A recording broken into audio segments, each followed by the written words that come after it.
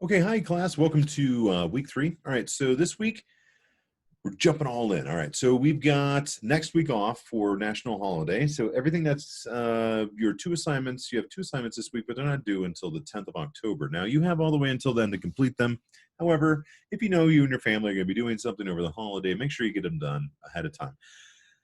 One assignment's a little bit bigger than the other, but don't worry. One of them's researchy. One of them's fun. All right. So one of them is the visual communication focus paper. And so what this is this is your way to start your research or to get into the research, but actually figure out what aspect of visual communication do you want to talk about. Your final demonstration at the end of the semester is going to be informing us all about a specific type of visual communication. All right. So I'm going to go ahead and read from the assignment and then I'll elaborate as I go through. All right. So visual communication paper, this thing is worth 25 points. It's not a huge amount of points. And it's worth the same as your other assignment, which is the self-portrait or the environmental portrait, but we'll talk about that in just a little bit. So both of these are going to be, due, like I said, on the 10th, but you have plenty of time to accomplish them, and particularly the selfie. It shouldn't take you very long at all. So really focus on this first assignment, and then if you need, if you're crunched for time, make sure you get this one done first because it's going to be the most time consuming. All right. So tell me a focus of visual communication you have researched and explain its significance to the world. I'm looking for you to open up the ordinary world that we take for granted in our visual lives and look deeper into the meaning and influence that is there, either intentionally or otherwise. What I mean by that is someone manipulating what we see in order to give us certain feelings or do certain things, right? Most of what we do is that way. Or is it naturally occurring, right? Why do you feel so peaceful when you're next to the ocean? Why do you feel so relaxed when you're in a hammock? These types of things, right? So that's what I mean by unintentional or intentional. If humans are doing it to provoke a response in any way visually, if they've created it, they're trying to provoke some type of response usually. But there are also things that occur in nature that cause us to have certain feelings and emotions and draw to us. And so we want to really start to dive and look into any of those. And to give you an example, here are some topics that I wrote down. You're welcome to choose any of these, but please, try to really find something that's going to be interesting to you. What is it that you notice that other people take for granted? Is it the design of the inside of buildings, right? So here are some of the topics, like what the shape of a building tells us, right? Surprise, surprise, most skyscrapers are very phallic or shaped like penises, all right, because they're created by men. And skyscrapers tend to be an extension of virility and masculinity and strength and all this other stuff. Hardly ever do we see more femininely shaped things, right? When we start to see curves and things like this in buildings, we find this to be unusual. Why is that? How does masculinity enter into this type of stuff? So that might be something interesting. So what can we get from the shape of a building? The design of a car. We know immediately when we see a sports car and when we see a sedan or when we see a station wagon or something else. But also they design these things with all kinds of messages involved, right? That kind of tell us different things. Can you dive into that? The meaning behind symbols or symbology. Ooh, semantics. Oh my goodness. If you want to look into this stuff, it's wonderful. There's all kinds of fun things that you can find there. I put in here very specifically seeming, but the design of casinos. I know China doesn't have, I think Macau has casinos, but most of China does not have access to casinos. If you've never been in one, they are the single most psychologically manipulative spaces that exist in the world. So if you wanted to look at the visual aspects that manipulate a human being inside of a casino, it is fascinating. So that might be something. Libraries, public spaces, right? These places all are designed to be welcoming and to get people. How do they do that? Can you find the psychology behind that stuff? That's really what we're looking for here, right? The feelings of natural spaces, the influence of media channels. Ooh, that's visual communication as well, right? What is mean world syndrome? What is, cultivation theory? If you want to look into these things, these are some, more academic sides of media analysis and stuff like this. But this is all visual communication. Media analysis in and of itself is visual communication. Um, Corporate communication, advertising, marketing, public relations. Is there a campaign that's going on that you want to critically analyze? Have you noticed that, soccer is really pushing anti-racism things, and, how is that campaign going or whatever, right? Good God, anything that you can think of. Sports, whatever. I mean, honestly, if you think it's so awesome and so exciting that it can't possibly be something that you can study, check with me. Otherwise, chances are it's something that you can look into. Design of government buildings and infrastructure, health messaging. How do we, what do we show to get people? When I was in the Navy, I was a photographer.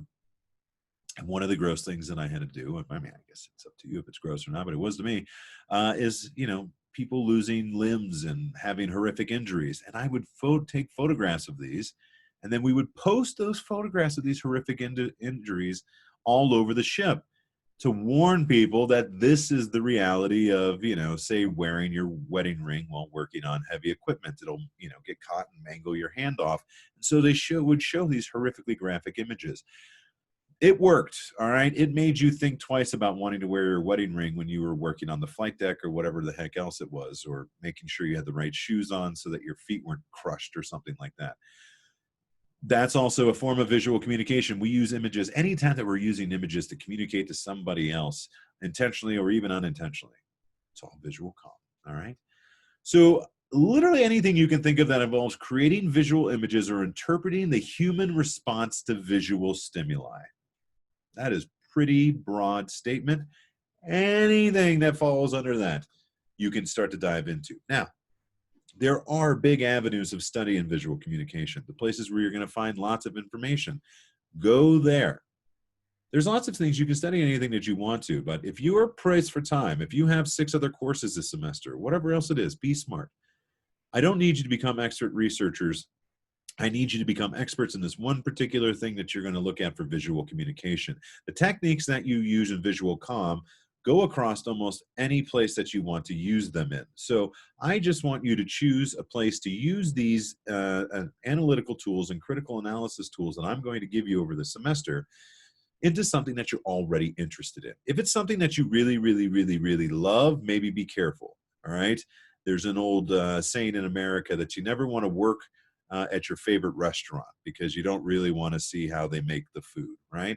And so if there is something that you really, really, really, really love, really being critical about it is not necessarily, and probably in almost every instance, not going to make that thing better. So instead, look at something that you're interested in, that you know has information that you can find and that you can use, all right? All right, so it can be, like I said, literally anything you can think of that involves creating visual images or interpreting human response to visual stimuli, either created intentionally or otherwise. Your only guideline is you must be able to find credible and recent information in English. This is the only language I speak and read, and the only language I need to speak and read for this course. However, you read and speak 2 of them. I only am interested in 1 of them, all right? This university, we speak English, we do everything in English. This gives you a huge competitive advantage. This is a 4,000 level course. Your proficiency in English should be pretty good by now. And so this shouldn't be a big deal. So make sure everything that you source and that you find and that you give to me and that you talk to me about and that you show me in any single way, always in English, all right? Now, if you choose to do something with a company that's Chinese and they have Chinese characters, something like that, and you want to do some design elements later on in the course, that's okay. That doesn't need to be in English. However, anything that I need to read or understand or be interpreted or show me where you got it, sourcing any of that stuff, I have to know what it says. Okay? All right. Explain the impact of your focus. Its history, the affecting technologies. Oh, interesting, right? What is it that, what is it that you're looking into and what do they do? What are the instruments that they use to create the things or to display them or whatever? There's also going to be policies. What government agencies run stuff or have influence on them? What industries and jobs? How prevalent or how everywhere is it? Right?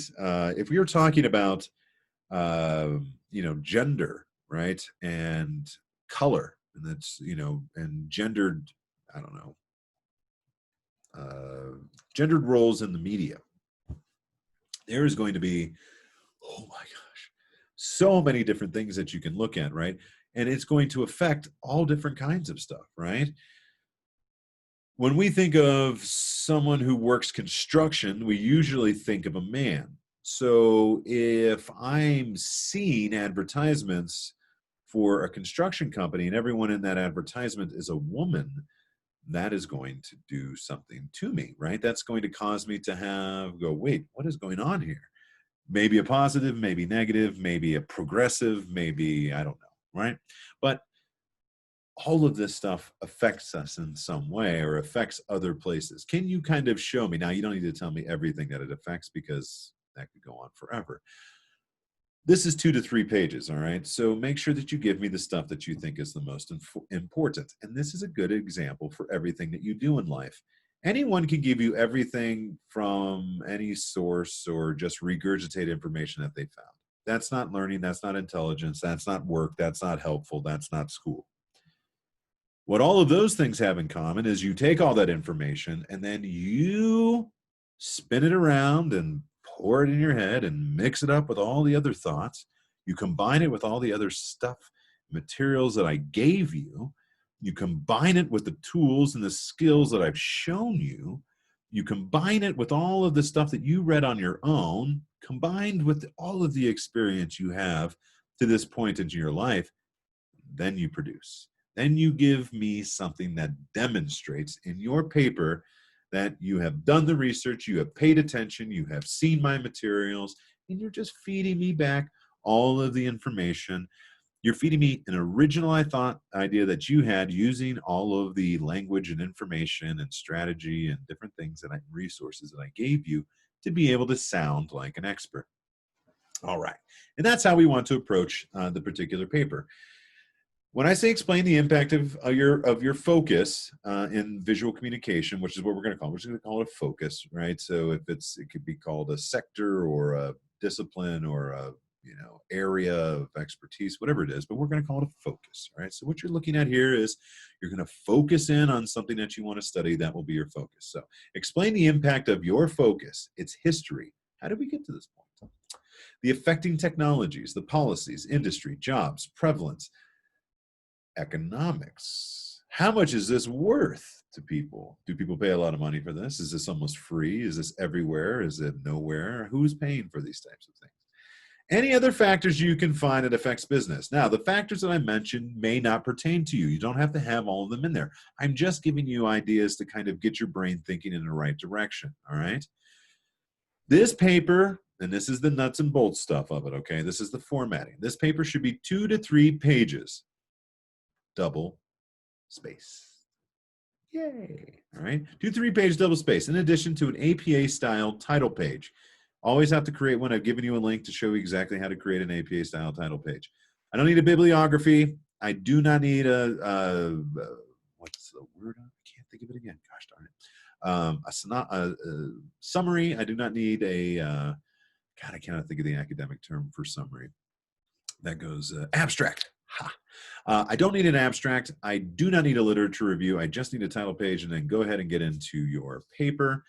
This should be formatted like an essay with a clear thesis at the opening. You are presenting to me your research, so you should provide credible sources for every claim you make. Do not want a bibliography. Do not want APA style. Do not want APA style. Don't want them. Don't want APA style citations. Not an English professor. Don't want to grade your citations. Don't care. I want links. This is the 21st century. We are no longer looking into books. You don't have to read a book for this course or anything else. So you should be providing me links to whatever the heck it is that you read, because I know most of you are not going and reading giant books at the library. If you, in fact, did read a book for something, then you need to highlight the excerpts from that book and show me exactly where you got that from. Okay? Otherwise, boom, give me a link. And when you give me the link, embed it into the Word. I'll give you an example.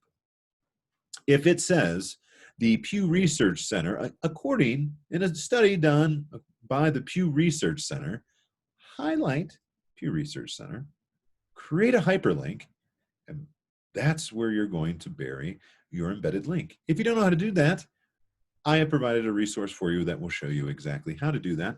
That is in your assignment. Just click on it and it'll tell you. But I need a link for every single one of your sources. Your sources are there because they are proving to me that your information is correct. So every time you claim something, claim is when you say that this is how something is. You are not an expert. I'm not even an expert, okay? I'm an expert in a few things, but very few things am I an expert at. Expertly means 10,000 hours worth of practice. You have done it professionally. You are recognized as an expert. You have a PhD. Your name is Dr. So-and-so. You're the guy that the news calls when they need to talk about this type of thing. Those are experts. For the rest of us, we have to prove what it is that we're talking about. So we synthesize all the information that we've read, that we've experienced, that we've taken in. We create our document, and every time we make a claim, we get to show off a little bit. We get to say, hey, Mr. McNeil, did you know that 80% of all Americans do this? And I go, no, that can't possibly sound right to me. I don't believe you. I want to believe you because it's so fantastic, but how could I possibly? By clicking the link that you provided. Now you've made a claim, I see it and I go, oh my God, 85% of Americans do in fact do whatever it is that you said that they did, right? You're not there yet. I don't believe you. So you have to prove to me that I should believe you. And the way that you do that is through citing the information that gives you the opinion that you are expressing or the sentiment that you are expressing, okay? Now, sometimes you may just have anecdotal evidence or supporting evidence. Still, if it's supporting evidence, always have a link. Give me the link to the information that you're quoting or that you're telling me about, right? Or that you're speaking from. I know that none of you really know very much about visual communication. So if you're speaking in your essay like a professor of visual communication, then you're going to get an F unless you've cited where you got this information from, because you don't have it. And if you already have all this information, why are you taking this course? Okay, so that's the paper. It's a paper. It's a research paper. It has citations. You don't have a minimum, but you have to make your case. And in order to make your case, you're probably going to need, I would say, at least 3 citations. But if you can do it in less than that, congratulations, amazing. What I don't want is to see just the same source and you quoted them throughout the entire thing. I want you to have found multiple sources that allowed you to come up with a well-rounded, well-contextualized understanding of what it is that you're talking about. And remember, this is all you're going to be studying in this course for the rest of the semester. So pick something that you want to talk about and something that you're going to feel will be exciting and cool to do as a formal demonstration at the end of the semester. All right? Okay. So that's the big paper. Your other assignment over these next 2 weeks is really going to be fun, I think. It's called the self-portrait, or the thoughtful selfie, as I like to call it, to bring it into the parlance of our 21st century, all right? For this assignment, I want you to take what you have learned from the 2 design and environmental portrait resources I provided, which are in Canvas, along with what you have learned about color, that's starting to come into play, to create a self-portrait. Take a portrait or a selfie in an environment that speaks to you. This has a name. One of the most powerful and relatable forms of photography that is used the world over are environmental portraits. Now, I've given you a link that shows you a ton of really beautiful environmental portraits. Environmental portraits are pictures of people who are being featured either in a news article or a magazine or someplace in the media, but we're showing them. But they're being featured for a specific reason. And that is because they're a teacher, or they're a firefighter, or they're, a member of the government, or they're a soldier, or they're, great at saving whales, right? And when you see a photo of this person in the media, chances are that if it's a fireman, they're holding their fire hat in front of a firehouse with a fire truck behind it.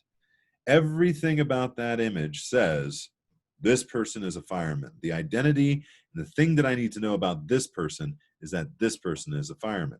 Everything that I need to know about them is built into what it is that is in the photograph. So guess what you're going to do? You are going to be on vacation. Maybe some of you will be home. Maybe some of you will still be on campus, wherever it is. Be creative. come up with a place that you can take a selfie. I don't care what it looks like. You can do the look, that's so that you don't have any double chins and you can look straight up if you want. But everything in the background had better be something about your personality. I want an environmental portrait, okay? And now, for those of you who are thinking, I know, I'm going to go sit in front of the Chinese Agricultural University sign and the Chairman Mao statue in front of the big, beautiful building that we have there on campus and just take a picture of myself with that in the background, and I'm going to be a student. Now, that is an environmental portrait, and that would work, except for I'm not going to allow you to do that. It's the only thing you can't do is be a student. So instead, you're going to create an environmental portrait. You're going to take a selfie of yourself somewhere in the world. You can create the background if you want to, inside, outside, wherever it is. But it had better speak to what it is that you are, who you are. All right. And so if you're obsessed and you love music and you love rock and roll and you want to play and you love to play guitar, then cover a wall in your favorite rock bands, hold a guitar, and take an incredible selfie. That will work. If you're obsessed with Hello Kitty or Harry Potter or whatever the heck else it is, right? You can do whatever you want, but you're not done yet. So after you've taken your environmental portrait, I want you to then surround yourself, all right? I want you then to add additional design elements, which, again, I've given you a resource to tell you what those are. And these are just very basic design elements of art to kind of, probably give you names for things that you already know about, all right? But in the environmental portrait, you're going to surround yourself with something, a place, a people, shape. That's another thing. You can have people, other people in your photograph that speaks to what it is that you're trying to convey. Colors, shapes, whatever you want to put in your environment. But it should be something that speaks to you. All right. And this is going to be your way of kind of showing me a little bit more about yourself as well. So make sure that you're taking this seriously. There are millions of incredible environmental portraits that are available on the web. So start looking for inspiration. I mean millions, all right? This is Photography 101. One of the very first things that they would ever have you do in a photography course is take an environmental portrait. They are wonderful and beautiful, and they can express so much. And the examples that I've given you in Canvas, I think you're really going to like. But find some more on your own and really, kind of get inspired to go do something cool. After you've taken your environmental portrait, I want you to add the elements of design and color that you've learned to this point in class to edit in Adobe Photoshop and to make a more unique representation. All right, I want you to be a creative and I want you to be expressive with what it is that you have. This is an opportunity for you to be playful. This should be enjoyable. If you hate this assignment, this course is going to be difficult, all right? Because this is the type of assignment that you should be enjoying for this type of course.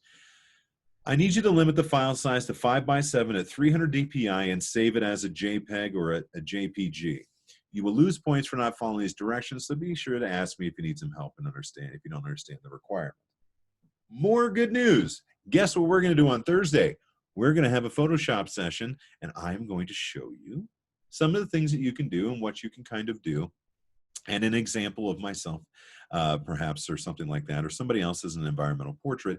And I'm going to give you just kind of some ideas to kind of play with. But I'm also going to show you how to flatten an image, how to make sure that your proportions are constrained to a 5x7 at 300 dots per inch, which is the requirement that I'm going to have for this particular assignment.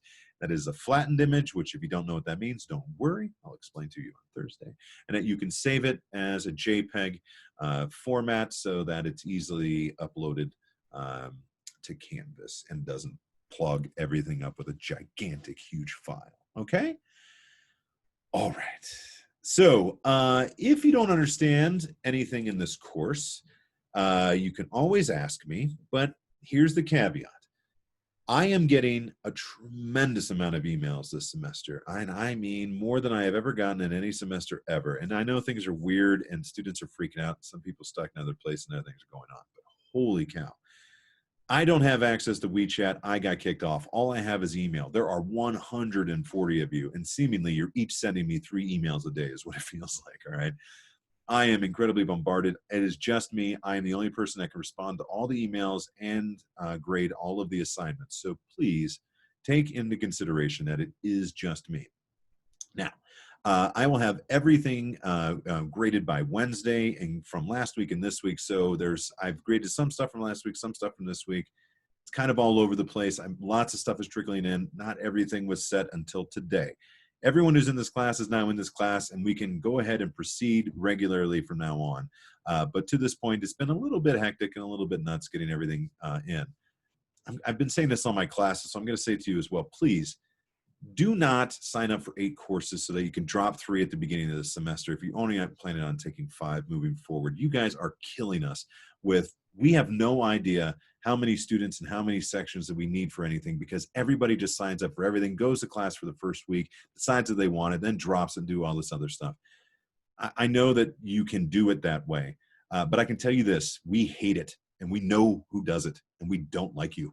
All right? It's not that we don't like you, but we don't like you doing these things. All right? You are really making this quite difficult for all of us at the beginning of the semester. And then it also causes about 10 times the amount of emails that I need to be dealing with. I'm sick of it, to the point where I don't want to give anybody anything anymore. All right? And so you're really kind of doing this to all of us with the ways in which you're signing up for these courses. So please, please, I'm begging you, stop doing this. All right? This is really plugging up the system, and this is really causing a lot of issues. And if you're sending me an email about getting into this course or something like that, and I haven't responded, I'm not going to at this point, basically. You're either in or you're not. All right? I'm done with it. The other thing, okay, I'm always here to help, and I want to be able to help you. But I am creating videos every week. I am having live sessions. I am giving you supplemental materials, and I'm holding office hours. If you're not taking advantage of these resources, then I'm not going to help you. I am really, again, getting a tremendous amount of emails, and most of these emails are asking me questions about things that are covered either in a live session, in my live lecture, in my recorded session, or in any of the supplemental materials provided. Also, no one is showing up for my office hours. So, from now on, if I receive an email from you asking me a question about something that is covered by the materials, covered by one of my recordings, or covered by the live session, you're going to lose participation points. I'm going to start taking points away. You are wasting a tremendous amount of my time. You only have maybe 5 instructors, all right? Each one of us has at least 150 of you or 140 of you. Most of us have upwards of 200, okay?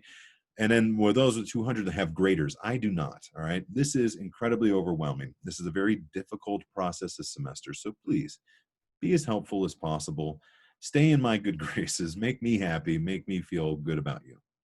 I'll give you another example of something. And this is not just my course. This is literally any professor that exists in the entire world and any boss that you will ever work for. Don't ask me if you should make up something that you missed. Turned in what you didn't do, and then ask if you can get the points. If you do that, I'm probably going to give you all the points. If you say, hey, I missed an assignment, should I do it? I'm not even going to respond to your email. It's such an idiotic question as far as I'm concerned that I don't even want to warrant a response. Anything that you turn in, I will grade. If you've turned it in late and you have an excuse, you will get the full points. If you turned it in late and you don't have an excuse, I will at least give you partial points. But what I'm never going to do is turn away work that you have turned in to me. Maybe you've had this experience before, but I highly doubt it. This goes for everyone and the entire world when you're moving forward in anything that you do. As soon as your boss gives you a task, do not immediately start emailing your boss back and asking them questions. Go into the materials. You have a job to do. I'm your boss in this instance, let's say. I've given you a task to do. You might be able to come up with 6 different questions of things that aren't explicitly covered in the directions I gave you or what you know to this point. But chances are, if you begin to do the research and you begin to read and you begin to look at the things that I've given you, those questions are going to be answered. Also, these videos are pretty thorough. My sessions are very thorough, and my directions are credibly explicit. So I expect all of you, particularly at a 4,000 level course, to be able to seamlessly do everything that has been asked of you in this course with the materials that have been provided. If you cannot, then you should be reaching out to me for additional help, but only after you've exhausted every effort and you've tried. When you come to me with questions that are easily answered by the things that I have provided, I stop trusting you. All right. I stop giving you the benefit of the doubt. And I'm going to put your emails that in responses to the bottom of the pile of people that I'm speaking to. So in everything that you do, try to be proactive. Try to find the information. You are the one who is learning here, and I am giving you the materials. I am not assigning you a textbook to read, but I am giving you the materials to find the answers. I don't even necessarily care whether or not you read the materials as long as you can accomplish what it is that you have done. Now, how the heck you're going to accomplish that without reading the materials I've given you, I'm not sure, but maybe you've already had courses or you know this information somehow. If you can complete the assignments in as quickly as possible and as thoroughly as possible, that's fine. I don't care how and what you do that. But what I'm not going to do is tutor all of you. I am a college professor. All right. My time is very valuable.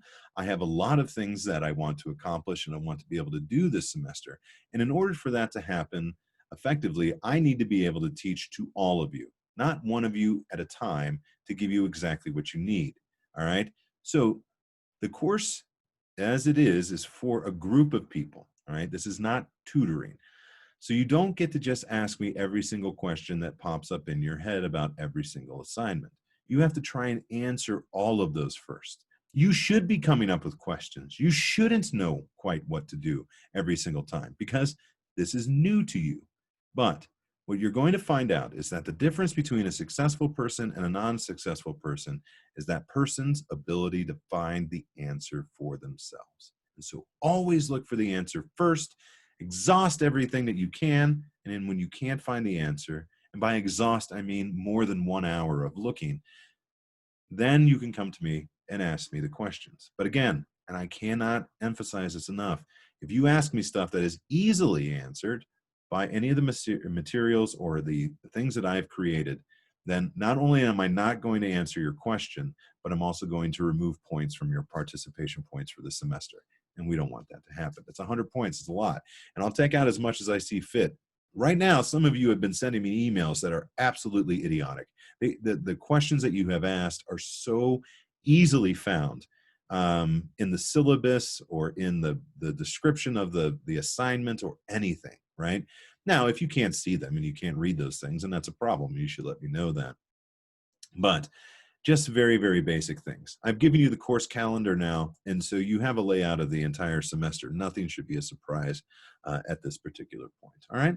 So I'm not mad at anybody. If you did send me something that I didn't like or whatever, we're all good. Everything is fine. Mr. McNeil loves all of you. I'm here to help you. I am going to do everything I can to make the semester as pleasurable and as fun and as learning of an experience as you can possibly have. I just ask that you be mindful of the fact that there is just one of me, and I have 4 courses, right? 4 not easy courses, not freshman courses, but 4 involved courses. Everything that you do in this course, it takes me about half the time to grade it. So there's one of you, and you have 35 other ones in class, right? So it's 35 times as much work that I'm doing every single week.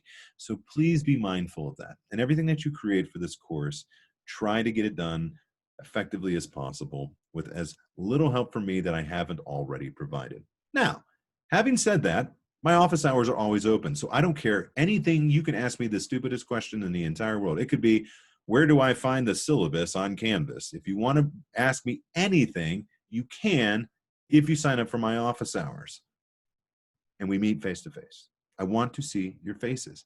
I'm a communication professor. This communication course, this facial expressions and back to back, this is the best form of communication. If you want my help, I need to see your face. Otherwise, good luck, okay? But read everything that's there and do be deliberate with what it is that you're doing. All right. I hope you guys have fun this week. The selfie thing should be a blast. It should really give you some kind of cool ways to, play around and do stuff. If you have questions, comments, or concerns, as always, reach out and I will get back to you as quickly as I can. Usually within 24 hours. I said I've been blown up and beat up at the beginning of this semester, but everything will smooth out after this week, I have to imagine, and kind of calm down with all the, can I get into your course emails? What was I saying? Mhm. All right. Well, anyway, if you have questions, comments, concerns, as always, please do reach out. But know that I am really here to help and that I'm really excited. I hope that this selfie thing is fun and that you guys enjoy this and that it kind of gives you a new focus on your visual comp stuff that really, really helps you out throughout the semester. All right. Questions, comments, concerns, as always, reach out. Otherwise, I assume you know what it is that you are doing. All right. Bye, everyone. Have a great week.